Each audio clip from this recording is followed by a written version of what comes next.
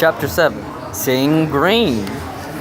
Seabell focused her complete attention on the grove of holes in front of her. She felt the ground as her hooves touched the worn dirt path and bounced off it again and again.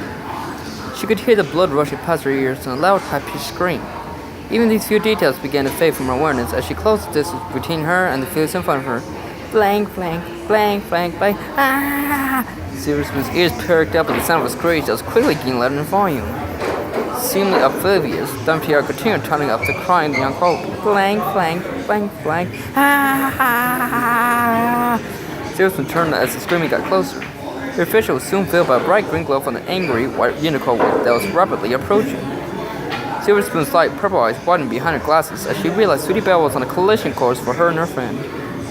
She began to frantically nudge the pink earthworm next to her. Back out! What? Dumptier asked. She quickly ascertained what her friend was drawing her attention to and mentioned other quick, "Oh," before Sweetie Belle slumped into Silverspoon, who in turn fell into Diamond Tiara. Silverspoon's vision blurred partially from the impact, and partially because here her glasses went flying off her face. Diamond Tiara saw stars briefly as the world turned sideways. Slowly, the two fields regained their senses as the green glow began to completely envelop the area around them, and a high-pitched, ominous, buzzing sound filled their ears. Silverspoon looked up and gulped.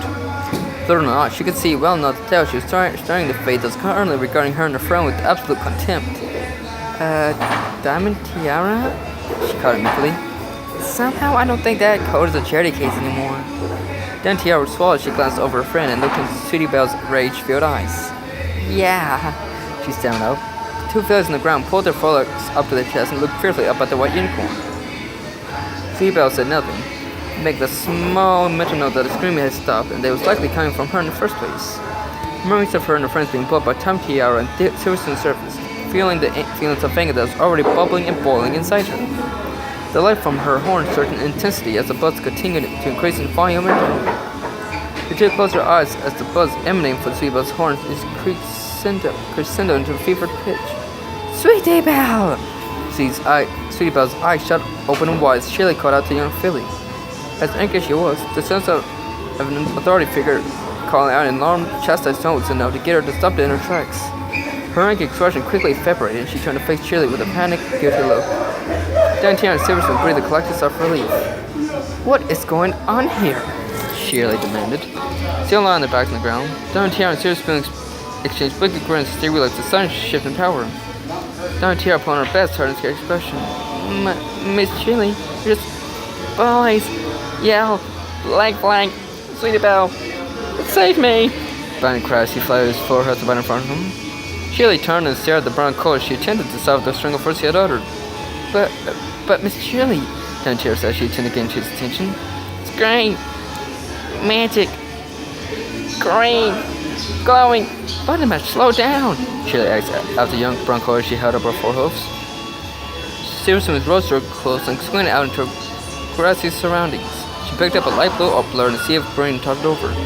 She reached down with her hose and placed her glasses onto her face. She turned to a magenta pony as Shirley continued her attempt to calm Button Bash down. Silverspoon put on her best sad puppy dog look, toward Shirley and these two were bowling Button Mash. Evelyn cried as she and Skill ran out the group of ponies. Well, it's not, Downtier cried defensively. Skill rolled her eyes. Do you hear that? The line machine just turned on. Apple Bloom? Scootaloo? What? Shirley began. The strategy of playing the victim forgotten, Silverspoon mustered her wits about her and quickly formulated a retort. We were not. Where to?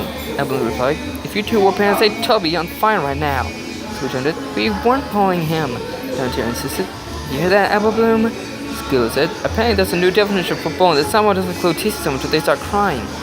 Apple Bloom fingered. What? Crying? She exclaimed. But it says friends. Danger! Shirley sighed and raised her forehead to her face. We weren't bullying him, Downtier and Silverspoon said in unison in a somewhat desperate tone. Where to? Evelyn's go started back. Hospital. Medical. We're not. Where to? Shirley's eyes darted back and forth between the two pair of arguing feelings and Button Mash. Her face began to scrunch up in frustration as she attended to ascertain exactly what had transpired. Sweetie Belle merely stood in its place, her face a deep shade of red as she looked over the quarreling foes. Confused schoolteacher, and Melvin Colt. Quarantine. Infection. We're not. We're to. Zombies. Apocalypse! Bunny screamed as he placed his forehead to either side of his head. Enough! Shirley shouted. The full zone went quiet.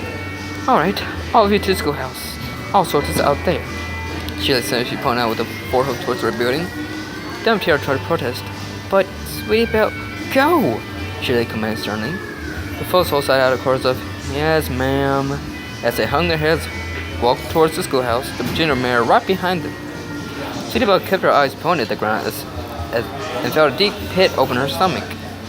Thanks, Bunny Mash or not, there's no way Shirley's going to let me off with attacking Dumb Tiara and Silver Spoon. She'll probably tell my parents. Or Rarity.